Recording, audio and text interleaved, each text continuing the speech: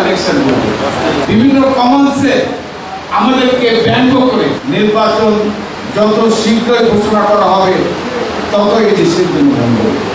আপনারা নিশ্চয়ই খেয়াল করেছেন গত কয়েকদিন যাবৎ বাংলাদেশের রাজনীতিতে একটি অস্থিরতা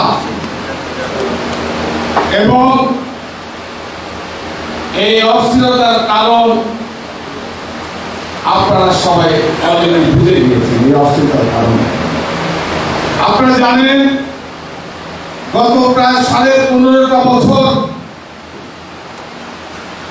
ফ্যাসিস্ট শেখ হাসিনার বিরুদ্ধে দেশের কোটি কোটি লাখ লাখ মানুষ সংগ্রাম করেছিল একটা নির্বাচনের, একটা গণতন্ত্রের জন্য, মানুষের ভাগ ভোটের অধিকারের জন্য। আজকে সেই গত 5 আগস্ট সেই স্বৈরশাসক ফ্যাসিস্টের পতনের পর থেকে আমরা আমাদের নেতা তারেক রহমান সাহেব উনি কিন্তু ধৈর্য এবং অত্যন্ত একজন নেতা নেতৃত্বে আগামী দিনে দেশ কিভাবে পরিচালিত হবে উনি সব কিছুই অন্যায় ন্যায় মেনে নিয়ে এই 10-11 মাস যাবত আজকে এগিয়ে চলছে।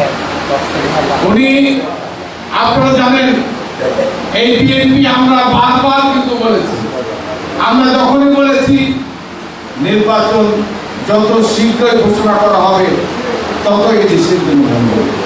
আমাদের এই কথাকে নিয়ে বিভিন্ন কমন্সে আমাদেরকে ব্যঙ্গ করে, আমাদেরকে নিয়ে সমালোচনা করে, আমাদের বিরুদ্ধে অনেক খারাপ কথা অনেক খারাপ কথা। আমি যখন নির্বাচনের কথা বলি আমাকে নিয়ে লাগে ইলেকশন করবে, অনেক খারাপ কথা যেগুলো আমি বলতেছি প্রিয় ভাই আমার।